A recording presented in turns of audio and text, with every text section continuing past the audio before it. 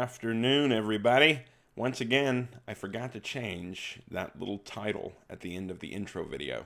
I need to make a note to myself to do that because otherwise I'm not going to remember. So I hope everybody's doing well, and I hope that you are ready this afternoon to look at the book of Daniel, chapter 1, verses 3 through 7, because that's what we're going to do. Just continuing our study, our verse-by-verse study through the book of Daniel. If you were with us last week, then you know that we looked at the first two verses. We focused really on the historical setting of when Daniel takes place, a little bit about Nebuchadnezzar, about the history of how Israel was invaded, and how Daniel and his friends ended up in Babylon. So we looked a little bit about that at that historical setting and the years that was taking place. And we also looked at how God's sovereignty was put on display in those first two verses, both by the fact that it says that the Lord, Adonai, the Master, doesn't use God's given name, Yahweh, but it uses the word Master, that he's the one who gave Israel into the hands of Nebuchadnezzar. And so it shows that even when God's people were finding themselves in the belly of the beast, if you will, into the very center of idolatry, the plains of Shinar, where the Tower of Babel itself had been built, the birthplace of idolatry, and yet God was still sovereign and in control. And so that's what we looked at last week. If you didn't get a chance to check that out, you can go back and you can watch our previous video. Today, we're going to look a little bit more about sort of the setting up Daniel and the introduction of Daniel. And in particular, we're going to see how Daniel provides us a great template for how we should approach life today. Because in Daniel's day, he was faced in a totally foreign culture, a culture that was not particularly friendly to Judaism and to belief in one God, a culture that was trying to remake Daniel and his friends and the people of God into their image. And so we're going to see what that looked like. And I want us to relate it to where we are today, because I believe that we are actually facing a somewhat similar situation today in the West to what Daniel was facing 2,600 years ago in Babylon. So let's get started. We're going to begin with chapter 1, verse 1 of Daniel, and we are going to go from there. Let me pull up real quick my Bible. Okay. Daniel 1:1 is where we want to go. And we're just going to read the first 7 verses. This gives us the full setup for the book of Daniel. This is what we read. In the 3rd year of the reign of Jehoiakim, king of Judah, Nebuchadnezzar, king of Babylon, came to Jerusalem and besieged it, and the Lord gave Jehoiakim, king of Judah, into his hand, along with some of the vessels of the house of God. And he brought them to the land of Shinar, to the house of his God, and he brought the vessels into the treasury of his God. Then the king ordered Ashpenaz, the chief of his officials, to bring in some of the sons of Israel, including some of the royal family and of the nobles, youths in whom there was no defect, who were good-looking, showing intelligence in every branch of wisdom, endowed with understanding and discerning knowledge, and who had ability for serving in the king's court. And he ordered him to teach them the literature and language of the Chaldeans. The king appointed for them a daily ration from the king's choice food and from the wine which he drank, and appointed that they should be educated 3 years, at the end of which they were to enter the king's personal service. Now among them, from the sons of Judah, were Daniel, Hananiah, Mishael, and Azariah. Then the commander of the officials assigned new names to them, and to Daniel he assigned the name Belteshazzar, to Hananiah, Shadrach, to Mishael, Meshach, and to Azariah, Abednego. So, Nebuchadnezzar has one of his officials, this Ashpenaz. He has him bring in some of the young people from Judah so that he can educate them, or what we might say, indoctrinate them in the ways of the Babylonian. Now you might ask, well, why would you do this, Nebuchadnezzar? Well, think about it. Nebuchadnezzar is ensuring that he has the cream of the crop, that he's got the smartest people, not just in his little empire in Babylon, but that he's got the smartest people anywhere, because he's taking from every country that he goes in and he conquers, he's taking the smartest, the nobles, the nobility, taking the smartest people, taking the quickest, the wittiest. He's taking the best looking, the strongest, the physically, best. He's taking all of these people from all across the known world. Every country he goes into and conquers, he takes the best of the best. And he brings them to Babylon when they're young, and he trains them in the ways of the Babylonians. And there's records of not just Jews, of this happening in Judah, but of him getting Phoenicians and Egyptians and Syrians and others. And he brings them all to Babylon, and he trains them so that they will think like a Babylonian, and that they will live like a Babylonian. And so ethnically, they may still be Jews or Egyptians or Phoenicians or whatever, but ideologically, they are Babylonians. They think like Babylonians, they act like Babylonians, they rule like Babylonians, they make decisions like Babylonians. And so he brings all of these people from across the world into Babylon and trains them up so that they can then work for him. Now, if you think about it, this makes perfect sense, because this was not just a way for Nebuchadnezzar to get, he wasn't just getting the smartest people who were born in Babylon, he was getting the smartest people who were born anywhere. And so, for one of the reasons he does this is just because it gives him a much wider pool of intelligent people to pull from and to train and to be able to have access to, right? The more the merrier. So he's bringing in all these people from across the world rather than just from Babylon itself. But there's actually a couple of other reasons why this is a very helpful thing for Nebuchadnezzar to do. The first one is that it proves that these other countries are subservient to Babylon, because their people are now their nobility, their rulers, the people who would have been ruling for them are now working for Nebuchadnezzar in Babylon.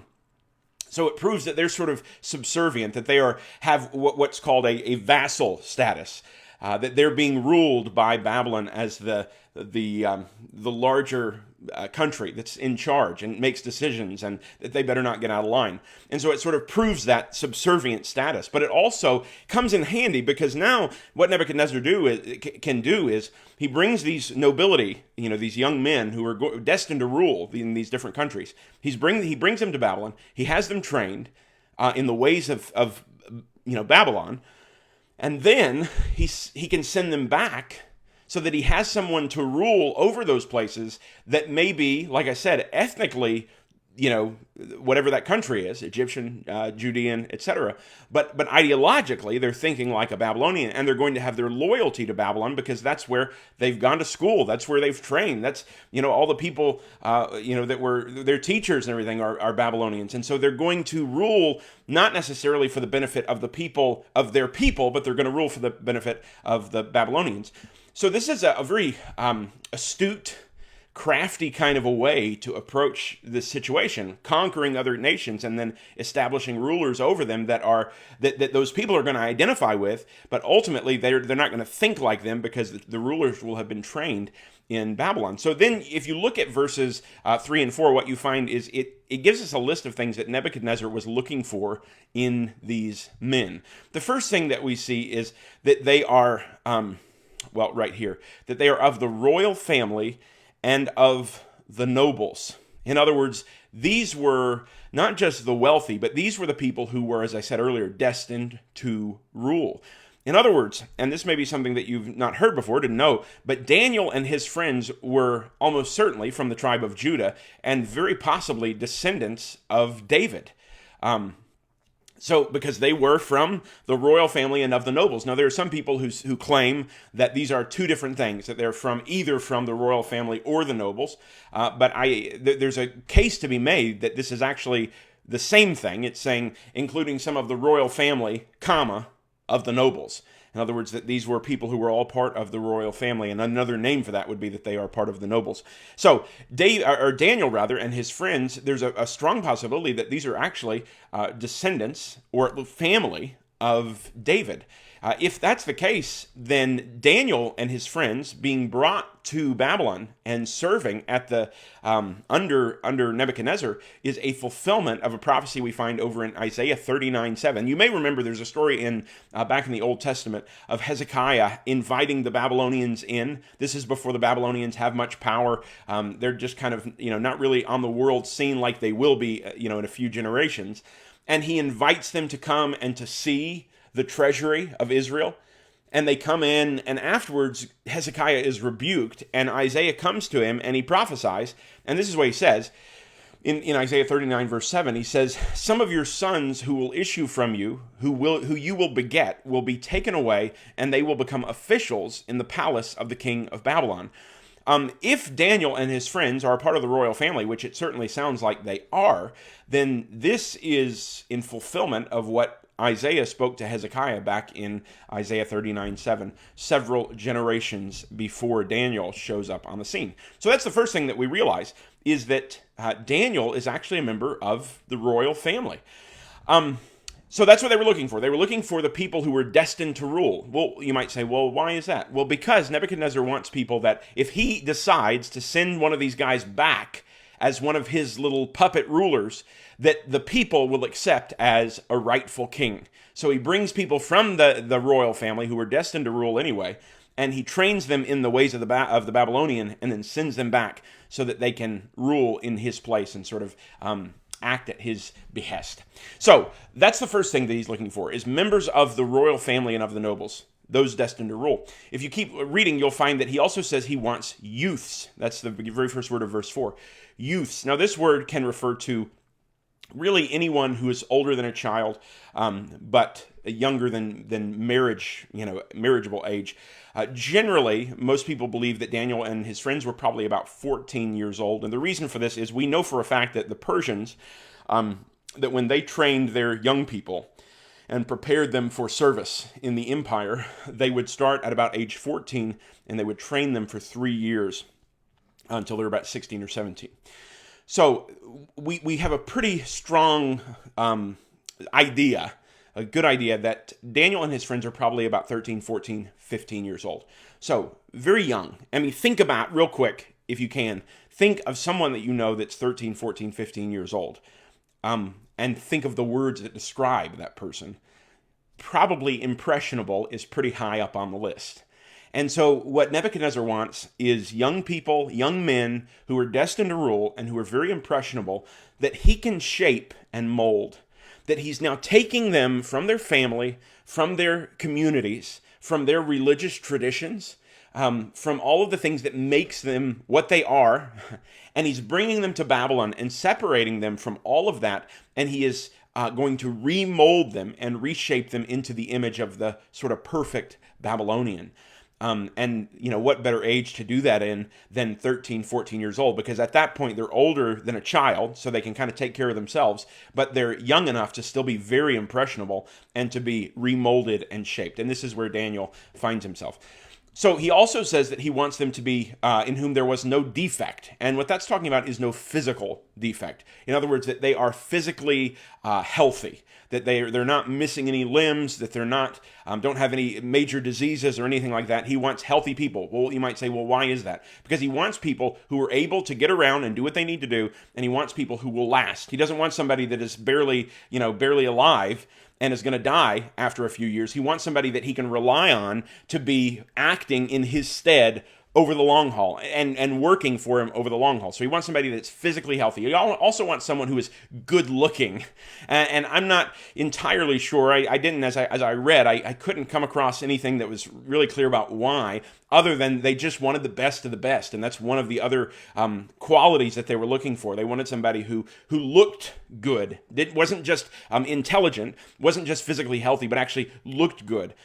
So that it's the best of the best. And then if you read this next line, showing intelligence in every branch of wisdom, endowed with understanding and discerning knowledge. You see all three of these, or three or four of these words here, and what it is sort of hammering again and again and again throughout that little phrase is that these people are intelligent, that he wants the people.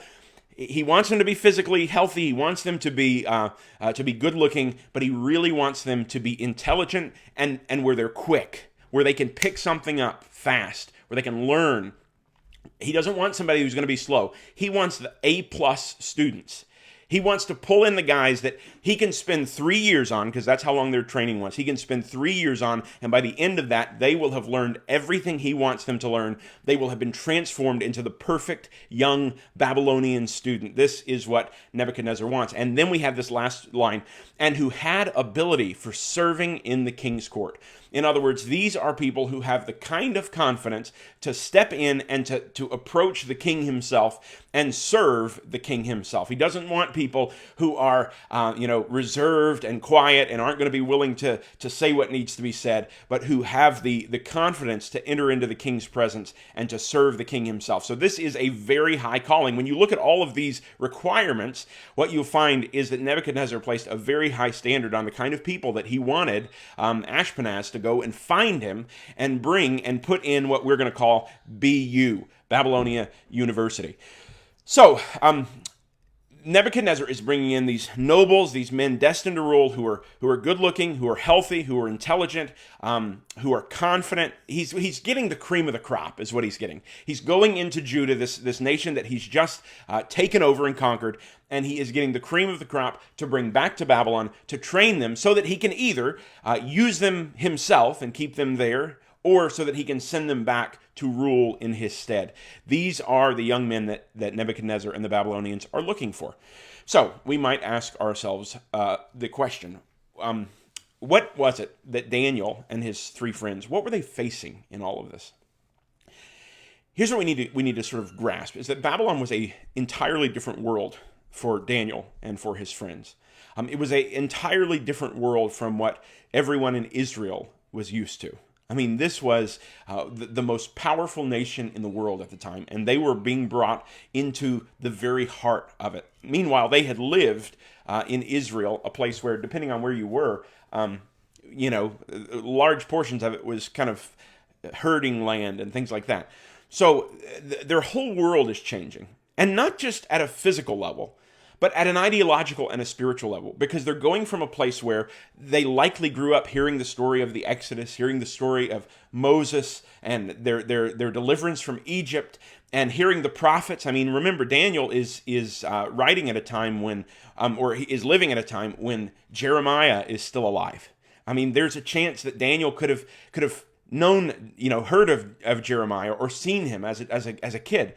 This was a time when Jeremiah was writing. This was a time when Ezekiel was around, shortly after this. And so Daniel had likely heard about some of, Isaiah, knew about those who had come before, heard the stories about David and Goliath and all of those things that young people today in church grow up hearing.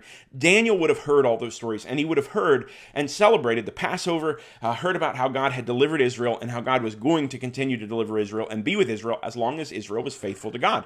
And so this is where Daniel's coming from, and he goes to Babylon in a place where it is polytheistic, and so there's all sorts of gods, there's all sorts of idols, and ultimately it was all about you. In Israel, it's all about God. It's all about worshiping God. It's all about we live for the glory of God, and God is in total control. In Babylon, none of that's true. In Babylon, it's a very much more of a self-centered kind of a place. So much so that you have in Daniel 4:30, Nebuchadnezzar making the claim. In fact, it's a very famous claim because right after this, he ends up eating, going out in the fields and going on all fours like a cow.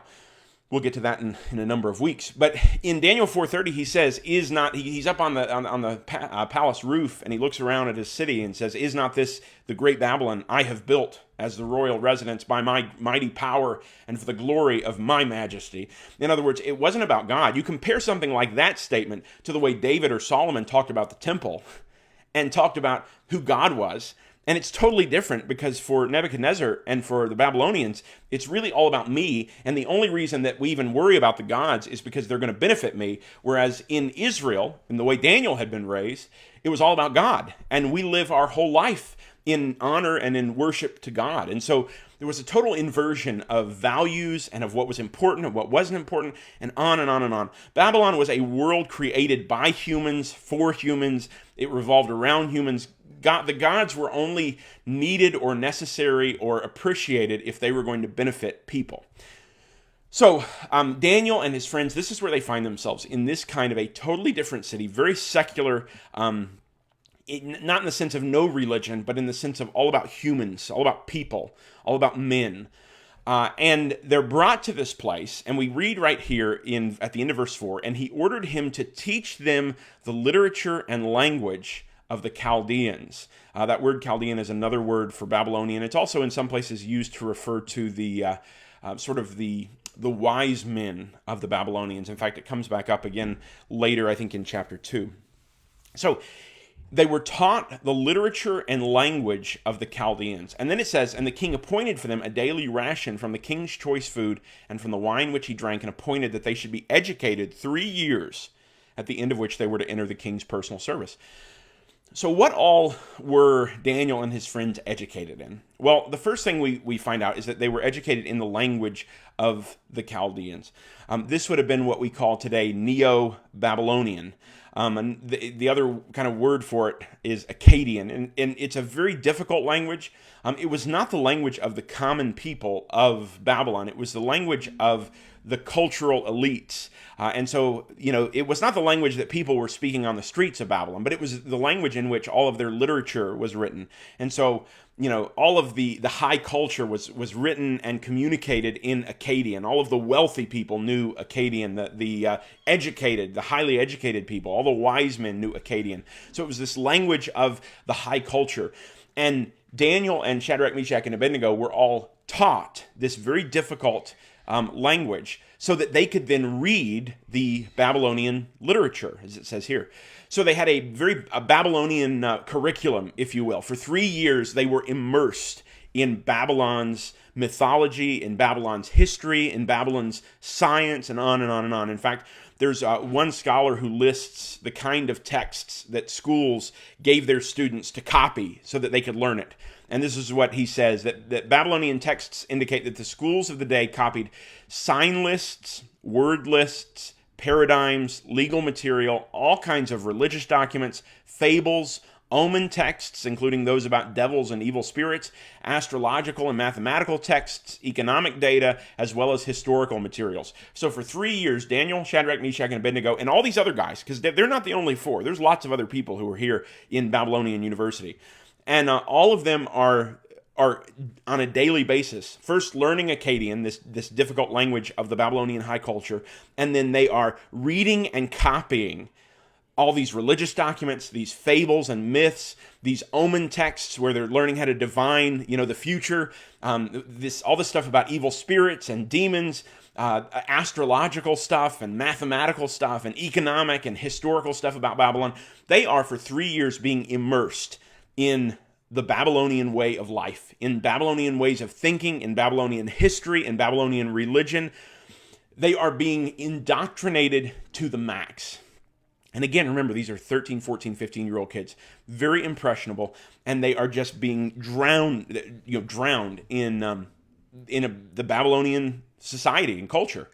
And so you can imagine how well this would work for a lot of people. Because you take these young, impressionable kids and you put them in this situation where they are just given, fed out of a fire hose, all of this Babylonian culture. And, of course, most of them are going to go along with it. I mean, let's be honest, we can kind of see some of this taking place even today with the way that our culture is pumping children full of, cultural ideas and artifacts and everything else. It's just, instead of doing it through the way they did by copying texts, today it's all on the internet and it's on the TV and it's on the radio and it's all of the media that is constantly pumping in information and cultural ideas to kids from the time that they are 2-3 years old until the culture has formed them into its image. And this is why I said earlier that Daniel gives us a picture of what it's like to live in the midst of a culture like ours, because this is the kind of culture that Daniel was living in.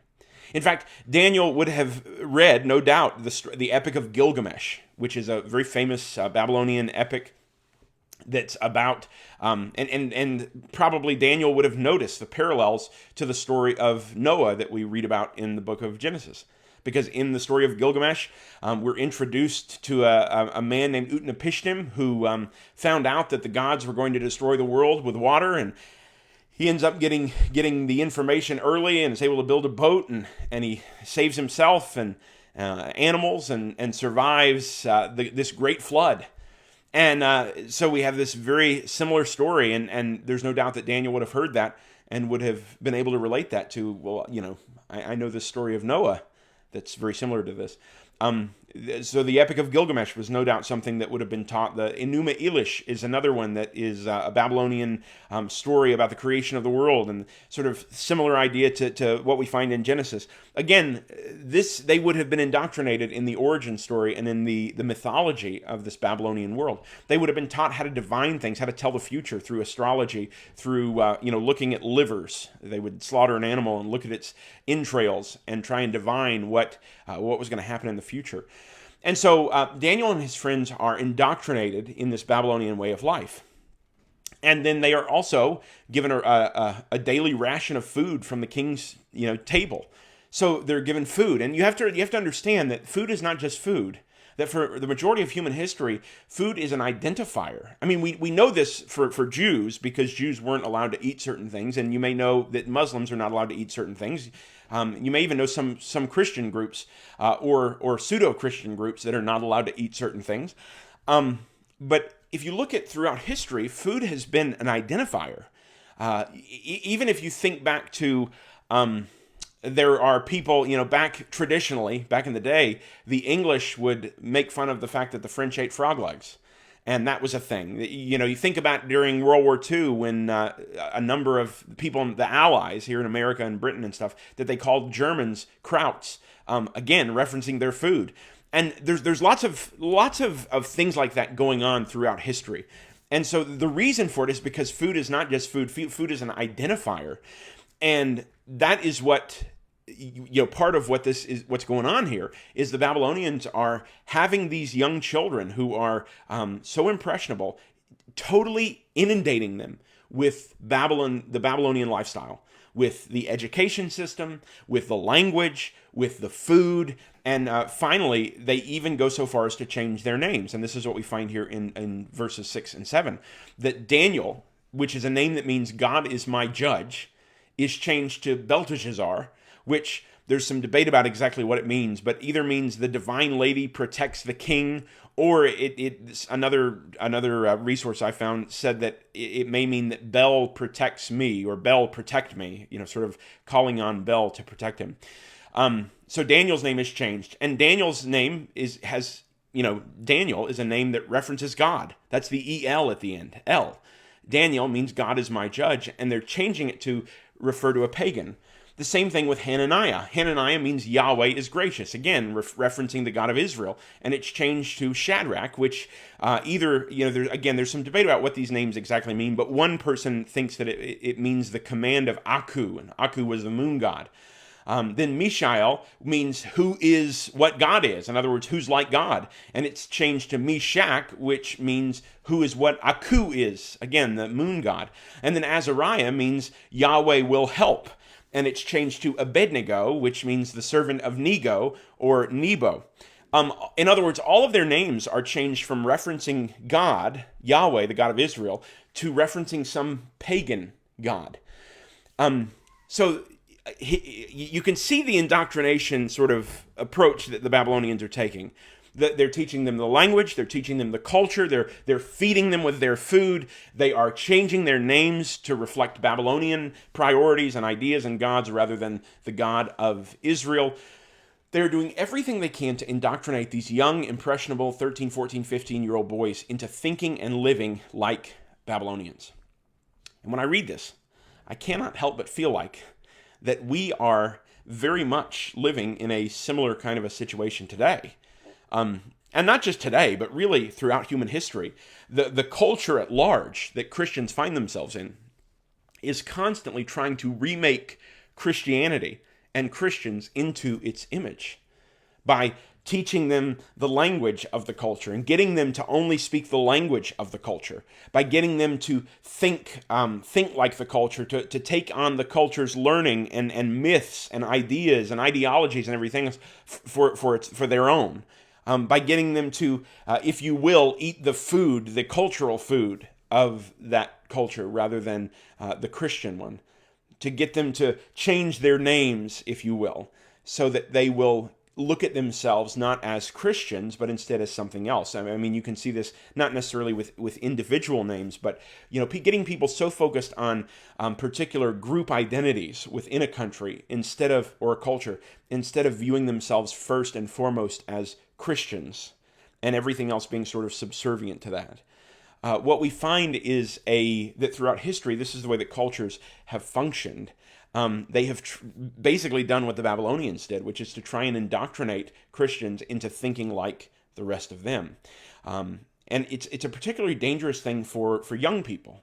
And I think we've actually seen some of this over the past 100 years or so, where we started to view the United States as a quote-unquote Christian nation.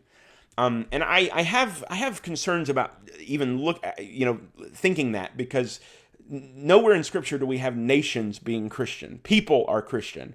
There's no doubt that the United States of America was founded with certain Judeo-Christian principles. But to call it a Christian nation almost makes it sound as if everything about it is Christian. And anybody with eyes to see and ears to hear, no, that's not the case. But what the problem is that when you start to view it that way, then it's easy to just start to think that as long as my children are like the culture, that they're Christians. And that works up until the culture really starts to look totally different like it does today. And then all of a sudden we say, well, what happened? Well, here's what I think has happened is, for the past 100 years or 150 years, we got complacent. And we started to think that the culture was Christian, and that America was Christian. And so if I send my children to a school, a public school, an American school, then they're going to, imbibe Christian ideas and Christian doctrine. And if I send my kids to a Christian church, and put them in a Christian youth group, and they go through a Christian children's program, that they're going to become good Christian people. And the reality is, none of those things really matter if the parents are not communicating their Christianity to the child. How was it that Daniel and Shadrach and Meshach and Abednego were able to stand tall and stand firm in the face of all this? I don't know for sure the answer, because Scripture doesn't really tell us. But I've got a inkling that it probably has to do with the way they were raised. I have an inkling that it probably has to do with the fact that Daniel was somebody who had parents who taught him his Jewish faith from the time he was born, who read to him from Scripture, who told him the stories of Moses and of David and of Saul and Samuel and the prophets, Isaiah. I have a feeling that Daniel grew up hearing about this, thinking about it, knowing it, following it, going to the temple every year for Passover and for all of these different events. I have a feeling that Daniel's parents instilled in him an understanding of their faith, so that when he was brought to a faraway place and indoctrinated in all of these Babylonian ideas, that he had a firm foundation on which to stand. And he said, no, I know what's right, because this is the way it's always been. The problem with what we have too often done here in the United States is we have, as parents, outsourced our discipleship to other people. Because there was prayer in school, we thought, well, as long as my kids go to school, they'll be faithful. Because they had youth group and kids church, we thought, well, if as long as we send them there, then they'll grow up to know about God and everything. Meanwhile, when they came home, there was never any discussion about who God was, or about what God was like, or anything else. And so we've seen 2 or 3 generations where each generation has become less committed to the kingdom and less Christian than a generation before it. I watched a video a couple of weeks ago by Christian Smith. He's a sociologist, and actually, I don't know if he's a sociologist. He does research, sociological type research, but he did a talk at Yale at their youth ministry program, and he laid out the reasons. He's done a 30-year longitudinal study on Christian young people. And he started in the early, I guess was it 30 or maybe it's 20 year? Because he started, I think, in the early 2000s. I guess it's a 20-year longitudinal study. Started in the early 2000s, and he interviewed several thousand young people who were Christians when they were about 12 or 13 years old. And he's followed them every 4 or 5 years. He's re-interviewed them. And at the end, now, 20 years on, these kids are about 30 years old. They're a little over 30 years old. That's where I got the 30. And he lays out the reasons why that the ones who remain committed remain committed. And he says there are three or four reasons why these young people, the young people that stayed committed to the faith, even after they're out of their parents' house, even after they're, in their 20s and into their 30s. There's about three reasons why. And these three reasons make every other reason pale in comparison. And the reasons have nothing to do with going to youth group. They have nothing to do with mission trips or with service projects. They have nothing to do with going to a Christian school. They have nothing to do with any of the things that we tend to put so much stock in and say, oh, well, if I just send my kid to this or that, then they're going to turn out faithful and they're not going to be, indoctrinated by the Babylonian culture. He says the three reasons why these young people stay committed to the faith, even after they're in their 20s and 30s. Number one is that they had parents who didn't just bring them to church, but who went to church with them.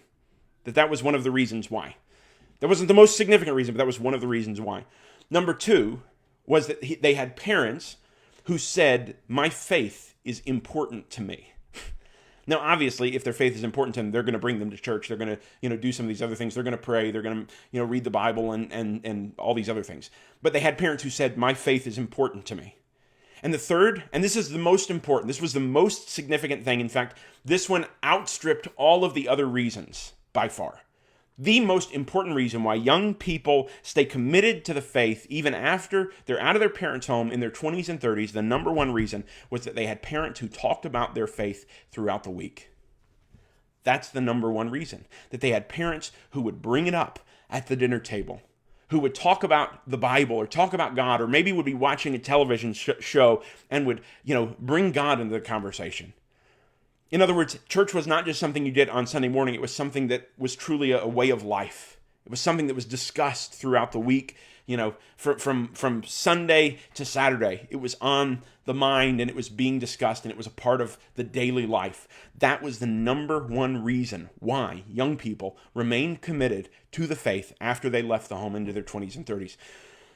I have a feeling that Daniel's parents talked to Daniel throughout the week about God and about who God was and about what God has done. See, I think that a lot of Christian parents, we're looking at our kids are being sent into Babylonian University, and they don't even have to go to Babylon to do it. All they have to do is turn on the TV or turn on a computer or look at their phones, and they are brought to Babylonian University, and they're being taught Babylonian ways of life and Babylonian languages and the mythology of Babylon and everything else. And it's all right there, and it's almost 24/7. If we as parents do not begin to bring God into the conversation just as much and more than our children are spending in Babylonian University, then we should not be surprised when they get to be 18 or 19 or 20 years old and they say, I'm leaving church and I'm never going back. Our faith must become a regular part of our lives. Now, I want to give you a couple of final closing thoughts, and then I'm going to let you go. Back in the, 50s, maybe 60s, something like that, there was a guy who wrote a book called Christ and Culture. In it, he lays out 5 ways that Christians have historically approached the culture around them. Because we all recognize that the culture around us, no matter what culture we live in, whether it's the United States or whether it's England or whether it's China, that there's things in our culture that are good and maybe some things that are not so good, right? Now, some of us may say there's, more levels of good or bad or whatever. There may be disagreement on exactly what's good and what's bad, but we all can agree that there's good and there's bad. So how does the Christian deal with the culture around them? This is an important question that he was dealing with. And he said there's 5 ways. Now, I don't really think these are the only 5 ways, but these kind of sum up five pretty solid ways. The first one is Christ against culture. And this basically says that as a Christian, the culture is totally bad. I, as a Christian, can have nothing to do with the culture. And so I'm going to separate myself totally from the culture and run as far away as possible. I'm going to get in my little Christian cave and stay there and hold out until Jesus comes back. This is probably best exemplified by the Amish, or maybe certain fundamentalist Christian groups, that they create their own schools, they create their own communities, and they have nothing to do with the culture. They just feel like that if they separate themselves enough, that's sort of the answer to the problem of living in a foreign culture. I'm just going to separate myself totally. Daniel, we don't exactly see that. We actually see Daniel being engaged with the culture. But this has been a popular view, especially for a lot of more conservative Christians throughout the past 2,000 years. And not just within Christendom, but we see it even in Judaism. the Essenes, the people who lived at the Dead Sea and wrote the Dead Sea Scrolls. They were this way. They separated themselves from the rest of society, said we're going to go live all by ourselves. That's Christ against culture. Then we have Christ of culture. And this is basically say, we're just going to celebrate culture and we're going to almost make Jesus the spokesperson for culture. And so this is a lot of liberal Christianity. This is the trap that they fall into, where Jesus would never say anything negative about the culture that we live in, because Jesus is so loving and good and kind and generous and everything else, that he would never critique our culture. Instead, he's going to celebrate the same things that we celebrate, and on and on and on. And this is, again, where we see a lot of liberal Christianity falling, where Christ sort of becomes a spokesperson for whatever my culture happens to be. Though I would say that there have been times when more conservative people have also fallen into this trap and thought just because, that this is an issue of that the Republican Party supports, or that people on the political right supports, that Jesus must have supported it. And that's just not always true. Jesus is not belong to the Democrats or the Republicans. And I have a feeling that if Jesus never critiques your position, then you may have unknowingly decided that Christ is just for whatever your culture happens to be, or whatever your subculture happens to be. And so this is another way that people can kind of approach the question of how Christians should interact with culture, is they make Christ the spokesperson of their culture. Then there's another way where Christ is above culture. And this is something that probably most famously Thomas Aquinas did, where he said, culture's good. We got all this stuff from the Greeks, Greek philosophy and stuff that was really good. Aristotle, Thomas Aquinas was a big Aristotle fan. And so he said, we got all this stuff, this culture, and what we need to do, it's not that it's bad, there's lots of good in it, we just need to put Christ sort of on top of it, let him sort of, be the capstone to it. And he can, make the rest of the culture, he can kind of give his approval to it. But it's not that there's anything bad in it. It's just, this is pretty good. Christ is just above the culture. It needs a little bit of Jesus to fix it. And so Christ is able to critique some things, and there are some things about culture that we'll get rid of. But ultimately, it's not a matter of totally changing it. It's not a matter of getting away from it. It's a matter of basically taking the bulk of the culture and just sort of putting Christ on the top as the sovereign head. And then we have a view called Christ and culture in paradox, and this would be the Lutheran view, what Martin Luther would say, where he says, there's two realms. You've got the spiritual realm and you've got the temporal realm, and the temporal realm's got some issues, but it's also got some good. And we just sort of have to live in tension, fulfilling our responsibilities to both. And so, we'll do some cultural things and be engaged with the culture. And then we may find ourselves involved in some sinful stuff. We got to kind of pull back. And we just find ourselves, sort of in tension between these two. But we hold Christ and culture sort of one in each hand. And then there is the fifth view, which is that Christ transforms culture. This is the view that was very popular among Reformed Christians, especially John Calvin, that Christ takes the culture and that ultimately all that God has created is good, and so there's a lot that's good within culture, but it needs to be transformed and changed and sanctified, and God needs to purify it, burn out all of the negative, and leave us with something that has been refined. These are the 5 ways that are mentioned in that book, Christ and Culture. I think each one of these approaches has its place. Because there are times when we as Christians need to just get away as fast as we can and as far as we can. We don't need to have anything to do with it. And I think there's times in the book of Daniel that we'll see as we read where that's exactly what Daniel does, where he just gets away. There are times when we should recognize the good things about our culture. Every culture, like I said, has got good and bad. There may be some good things that actually Christ does champion.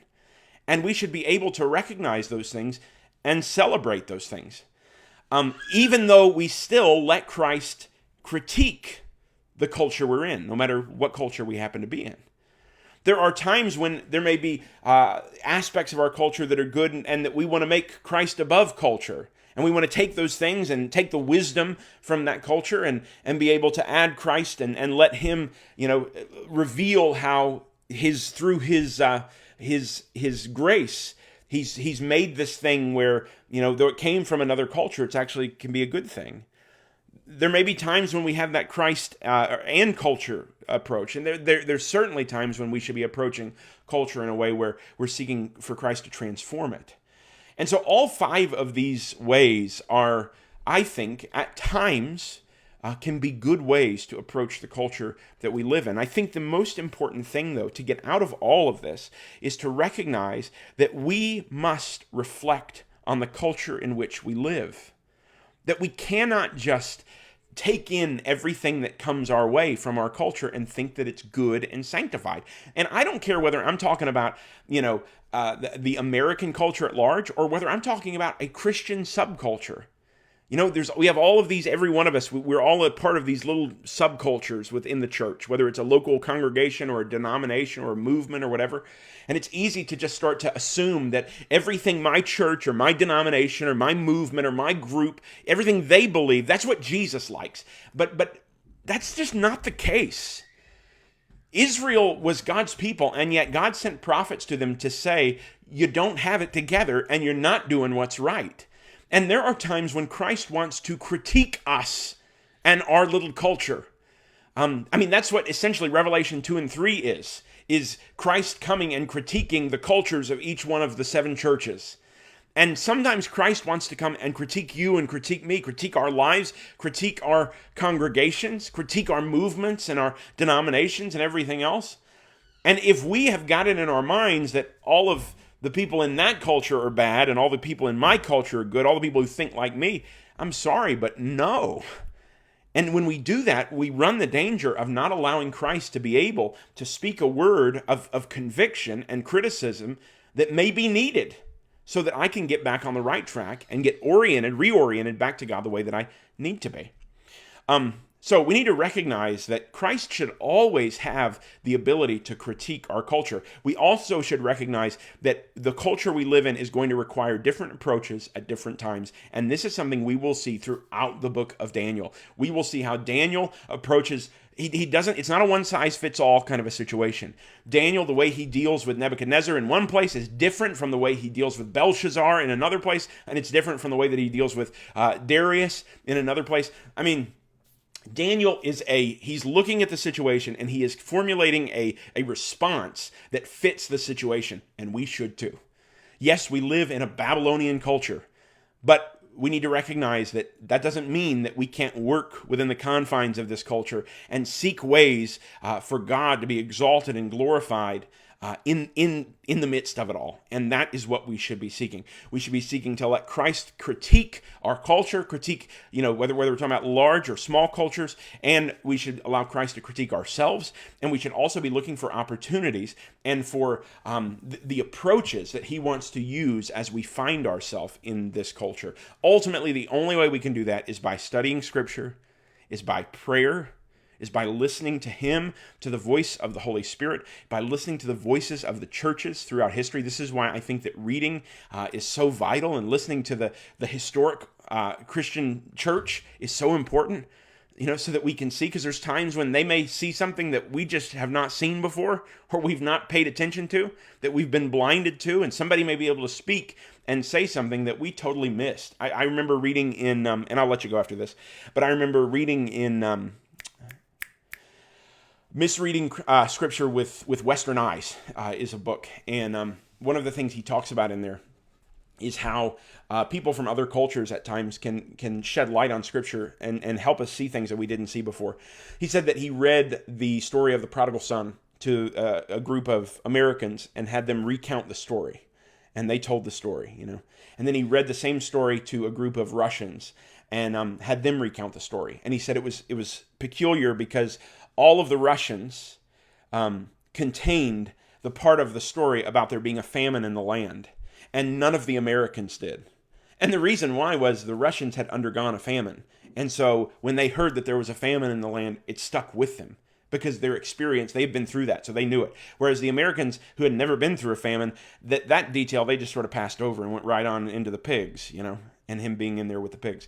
And I think sometimes that can happen. We get so used to ways of thinking, so used to reading Scripture and certain passages and everything else, that we can just sort of glaze over details. And somebody else comes along with a different background, different experiences, and they read it, and they can point out things that are there. It's not that they're coming up with new things, but they're pointing out things that are there that we just missed because we sort of had the blinders on. This is the benefit of listening to Scripture with other people. And I would encourage us all to do that. Anyway, that is Daniel chapter 1, verses 3 through 7, all about this culture that we find ourselves in. And I would encourage you to spend some time reflecting on the culture that you're in. Maybe not only American culture, but maybe the culture of your communities, whatever communities they happen to be, the culture of your family, the culture of your local church, the culture of whatever denomination or movement you may be a part of. I would encourage you to reflect critically on those cultures. Let Christ speak words of conviction, if need be, to those things, and point out things that maybe aren't totally right. Invite him to, through his Holy Spirit, to refine you, to refine the way that you think, to refine your cultures, and ultimately to give you opportunities where we can transform the culture around us to be God-glorifying and Christ-like. So I hope you all have a wonderful, wonderful rest of the day and a wonderful week. It sure was being good with you. Sure was good being here with you. If you have any questions or any concerns or complaints or anything else, please leave me a comment, share the video. Always much appreciated. We will be back next week, Monday. And we're going to try at 4 o'clock again. I may go a little bit later the following week. We'll see. But I'll be here next week, 4 o'clock. I hope to see you then. We will be looking at Daniel's response. Now we're going to start to see Daniel's response to the cultural situation he's in. We'll see the first one next week, next Monday, 4 o'clock. We will see you then. God bless you.